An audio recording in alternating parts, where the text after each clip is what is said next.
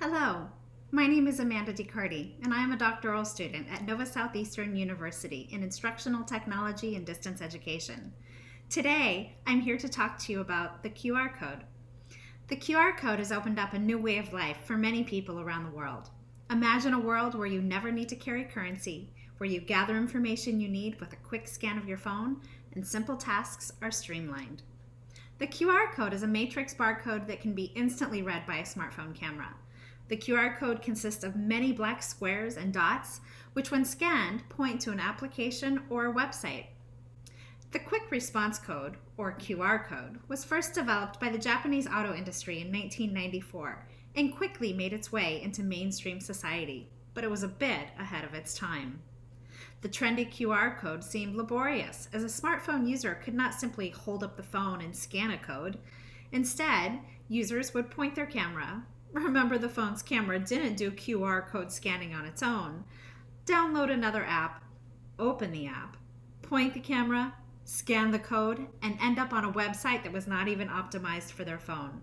Few people ever scanned a code, and even fewer did so twice. According to Wired magazine, QR codes lived on in the wild, but they're like payphones, a reminder of how things used to be. What's interesting about the QR code is that it has made a comeback because of the increased capabilities of smartphones. Most people not only have smartphones, they have smartphones with QR code scanning capabilities already embedded into the phone's camera.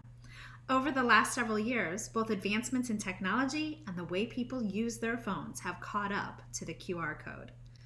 The first wave of QR codes led to a wave of skepticism and eventually humor, because of the challenges of the new technology.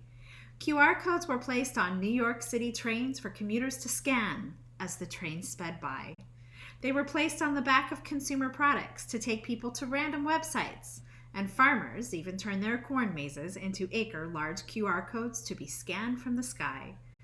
Thankfully, technology advanced, and there was a new start for the QR code. The second wave of QR codes has been used in a variety of ways.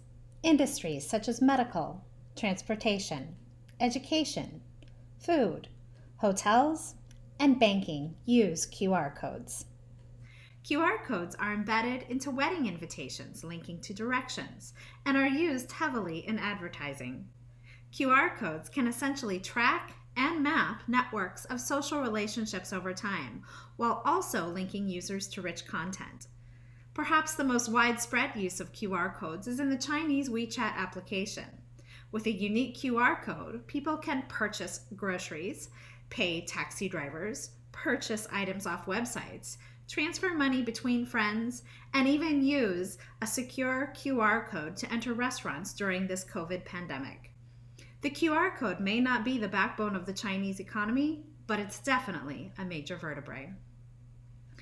QR codes are here to stay in our rich digital media world. Any person can create, view, distribute, modify, and preserve a QR code for any purpose, and their uses are just advancing. The tiny black dots and squares entered society with much unsubstantiated fanfare, but times have caught up with the code.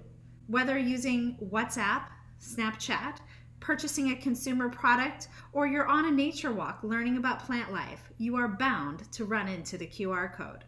Go ahead, scan the future.